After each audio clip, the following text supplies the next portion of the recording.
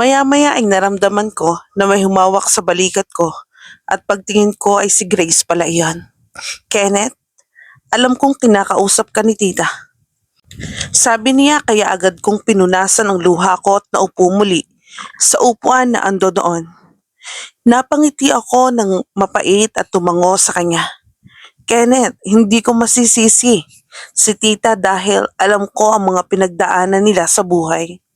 Saksi ako doon, Kenneth, at talagang hindi ko kakayanin na makita si tita sa ganoong kalagayan si Ara. Sabi niya sa akin. Alam ko, Grace, kasalanan ko ang lahat. Sabi ko sa kanya. Hinawakan naman niya ang kamay ko at napatingin ako sa kanya. Kenneth, sabihin na natin oo, kasalanan mo kasi nadamay si Ara. Pero hindi mo kasalanan kung bakit siya na ospital. Hindi ikaw ang may gawa nun, kundi yung kaaway ninyo. Kaaway ninyo na walang ibang makakatalo kundi kayo lang din dahil kayo ang habol nila. Muli akong napasabunot sa ulo ko dahil sa frustration. Hindi ko na alam ang gagawin ko, Grace. Sabi ko sa kanya. Dapat alam mo, nasa na yung si Kenneth na una kong nakilala nung nasa kasal tayo ni Eldred. Nasa na yung Kenneth na kalmado at walang pakialam sa paligid. Nasa na? Sa sinabi niya ay napaisip din ako. Nasa na nga ba? Wala na kasing dumating na ang nagtunaw ng yelong nakabalot sa puso ko. Narinig kong napabuntong hininga na naman siya bago ulit nagsalita. Bago kami pumunta dito, kinausap kami ng magulang mo. Silang nagsabi na sabihin ni tita sa'yo yon para matauhan ka. Natigilan ako dahil sa sinabi niya at napatingin sa kanya. What? Kaya sila wala dito dahil binabantayan nila ang kambal. Hindi na sila pinasama dito dahil baka lumala lang ang lahat. Kahit na gustong-gustong sumama ng kambal, ay di pumayag ang magulang mo. At sinabi nila kay tita na sabihin na ilalayo nila sa'yo si Ara kapag hindi mo siya maiiligtas. Hindi ako makapaniwala sa mga nalalaman ko ngayon lang. Sinabi nila yon? Tanong ko na ikinatango niya. Sila mama at papa, bakit? Kasi gusto nilang buksan mo ang isip mo, Kenneth. Masyado kang nagpapadala sa takot mo. Tingnan mong sarili mo, kasasabi mo lang sa akin kanina na di mo alam ang gagawin mo. Paano mo maililigtas si Ara kung ganyan ka? Ang sabi ng papa mo, nakalimutan mo na ang dating Kenneth. Dahil napalitan ito ng isang amang Kenneth at isang mapagmahal na Kenneth. Dapat i-balance mo para mapangalagaan mo si Ara. Dahil ilalayo talaga nila sa'yo ang mag-iina kung hindi ka pa magseseryoso. Sa sinabi niya ay napaisip ako. Pero seryoso naman ako. Out of the blue kong sinabi. Seryoso ka nga pero ang dali mong sumuko. Napatingin ako sa kanya dahil sa sinabi niya. Kung susuko ka, pati kami susuko. Ikaw ang makapagliligtas sa amin, Kenneth. Alam kong mahal na mahal mo si Ara. Pero itapon mo na ang mga kahinaan na yan at iligtas mo kami. Sana makatulong ang mga sinasabi ko sa iyo, Kenneth. Yan ang huli niyang sinabi at naiwan akong dito maraming iniisip. Tama siya. Kahit na anong sabi ko, nitong mga nakaraan ay hindi ko nahahayaang kainin ako ng damdamin ko dahil sa nangyayari kay Ara ay kinakain pa rin ako. Tumayo ako at sumunod kay Grace. Pagbukas ko ng pinto, nakita ko na masaya silang lahat nag-uusap. Makakaya ko ba na mawala ang mga ngiti nila? Lalo na si Ara. Napatingin ako sa kanya na nakangiti habang kausap ang iba. Pinangungunahan ako ng takot. Takot na mawala siya sa akin. Inilibot ko ang tingin ko at napatingin ako kay mama. Ang mama ni Ara. Nakangiti ito sa akin. Naintindihan ko na. Naintindihan ko na ang sinabi sa akin ni Grace at ni mama. Akala ko kaya ko pero hindi pala. Kapag pinangunahan mo ng takot ay wala kang kahihinatnan dahil talo ka na. Ang takot ang pinakalaban mo pero kung may tiwala ka sa sarili mo, magagawa mong isang bagay na napaka-imposible. Magtiwala lang ako sa sarili ko at maiiligtas ko silang lahat. Tama si Grace. Napatingin ako kay mama na nakangiti pa rin sa akin. Lumapit naman ako sa kanya at niyakap siya ng maigpit. Thank you, Mama. Sabi ko sa kanya at hinagod niya na lang ang likod ko. Gusto lang namin na matauhan ka, Kenneth. Pero di ako magdadalawang isip na gawin yon. Sige ka. Pabiro niyang sabi sa akin na ikinangiti ko. Simula ngayon itatapon ko ng mahinang Kenneth de Viox dahil sa gerang ito. Nararapat lang na bumalik ang Karen Kenneth de Viox na kilala ng lahat. Napatingin si Ara sa kinalalagyan nila Kenneth at ang ina niya na magkayakap ngayon. Napangiti naman siya dahil sa tagpong iyon. Alam niya na sinasabihan si Kenneth ng mama niya. Mabuti at ayos pa rin ang dalawa. Nang humiwalay si Kenneth sa yakap niya sa mama ni Ara, ay ngumiti siya dito. Hinihintay ka na niya, Kenneth. Nakangiting sabi nito sa kanya kaya napatingin si Kenneth sa kinalalagyan ni Ara na nakatingin sa kanya. Ngayon kaya napangiti na lang din siya dito at muling humarap si mama ni Ara. Makakaasa kayo sa akin, Mama. Salamat sa inyo ni Grace, natauhan ako. Sabi ni Kenneth na kinailing naman ng ina ni Ara. No, huwag ka sa akin magpasalamat dahil ang magulang mo nagsabi nito sa amin. Kilala ka nila, Kenneth, ang swerte mo sa magulang mo.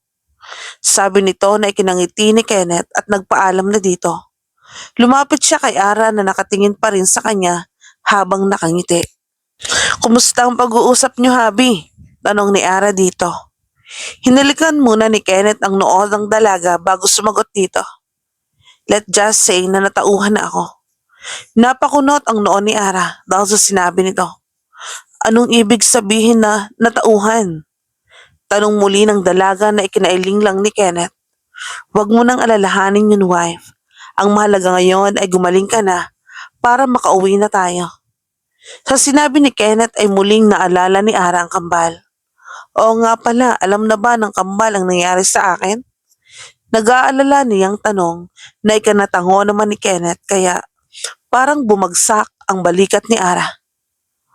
Why is there something wrong? Tanong ni Kenneth.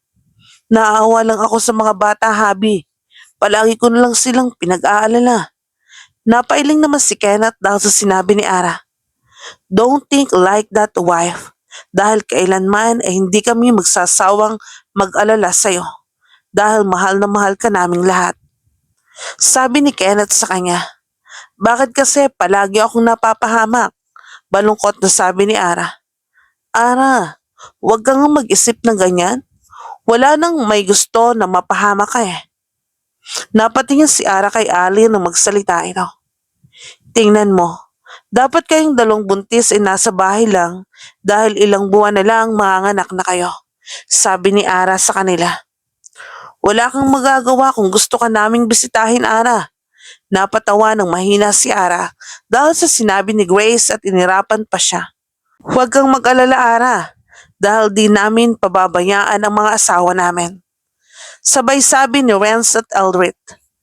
Listen, wife, don't worry, dahil hindi ko nahahayaan na mapahamak ka ulit. Napatingin muli si Ara kay Kenneth. Ako naman kasi talaga ang may kasalanan. Dahil makulit ako, palagi kitang sinusuway. I'm sorry. Malungkot muli na sabi ni Ara. Wife, it's okay, don't be sad. Sabi ni Kenneth at niyakap ang babae. Tama si Kenneth, anak. Ang mahalaga ngayon ay ayos ka na, okay? Sabi ng mama niya kaya napangiti naman si Ara sa kanila. Maya ay busy na ang iba. Habang si Kenneth ikatabi si Ara sa higaan habang hinahaplos ang buhok nito. Iniisip na niya kung paano makakakalap ng mga informasyon sa taong may gumawa ng lahat ng iyon. Naisip niya na dahil may kinalaman ang taong iyon sa pagkamatay ng kapatid niya, ay baka sakaling may malaman siya sa nakaraan. Matagal na panahon na rin mula nang huling maungkat niya ang nangyari sa kapatid. Halo-halo ang nararamdaman niya. Naisip niya na malaki ang maitutulong ni Ali. Ang kaso ay ayaw naman itong piliti na sabihin sa kanya ang lahat ng nangyari ng nakaraan. Dahil baka makasama pa yon sa anak ni Ali. Habi?